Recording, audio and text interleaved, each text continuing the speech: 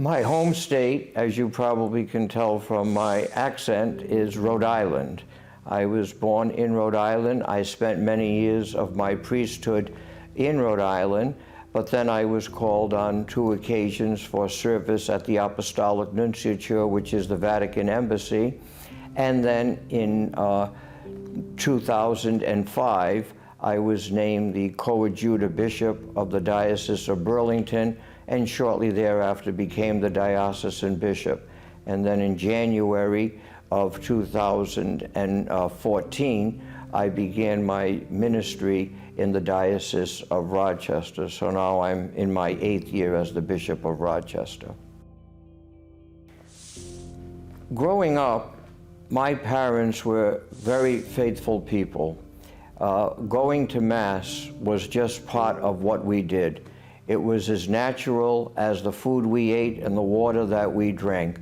It was something that we did because we believed in the Eucharist, but my parents were people for whom faith motivated their lives. They were not great personalities in the minds of the modern world, but in my mind, I had very good parents. I often tell people, if you like anything about me, thank my parents. If there's anything you don't like about me, blame me. I did it myself. But they were Mass attendance, confession. They gave me a wonderful Catholic education. Our home life was simple, but nonetheless so wholesome. My father was a barber. Now, if you recall, maybe you were too young at that time, but the 60s, being a barber was a very difficult profession because people were growing their hair a lot longer. Even the son of the barber had hair that was a little too long for his father's profession. But nonetheless, we navigated it through. My mother also went to work in addition to all that she did at home. But the greatest gift I was given was the security of that home. I never questioned that my parents did not support me. I never questioned the extraordinary love they had for me and for my sister. The atmosphere was so much that of a family, and then enriched by the extended family. My grandparents lived nearby, aunts and uncles lived nearby, family gatherings at Christmas, at Easter, at birthday celebrations were so common, yet brought us all together. I wouldn't give the simplicity of that life even for all of the modern technology and what is afforded to young people today. I wouldn't give up the atmosphere that I had, and I thank God every day for the gift of my parents. And at this senior age, I still miss them.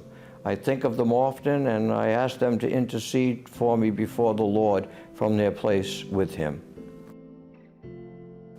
When we talk about reaching out to all our people to re-engage them in the faith, I'm particularly concerned about our young people who are now so much the victims of violence.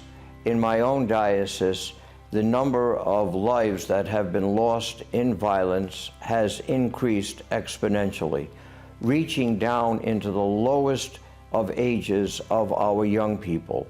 We also have increased statistics of those who are suffering from depression, so much so that they even contemplate taking their own lives.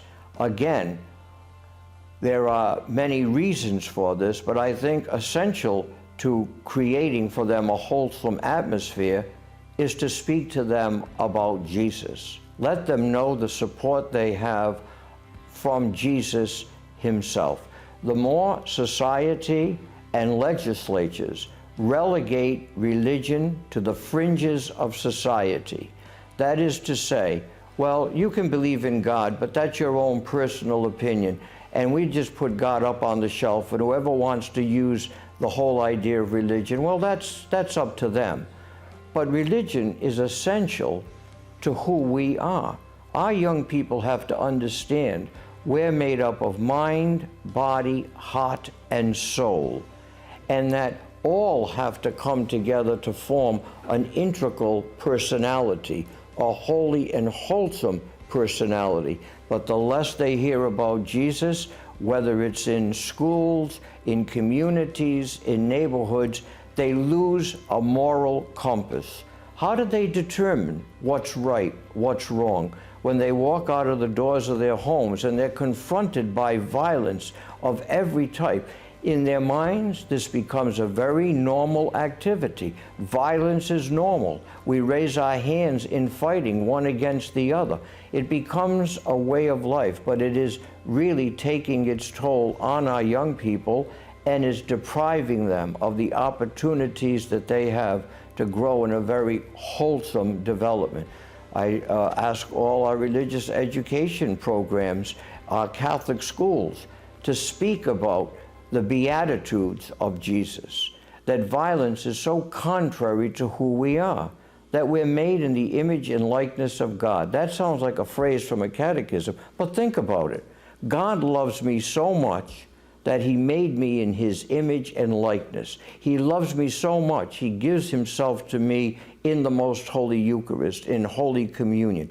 Once they come to realize the person of Jesus, then we begin to settle these problems. But if you take the one who is the very author of creation, the one who redeemed creation out of the picture of human development, then in fact you have taken away the major component of what makes us who we are as human beings.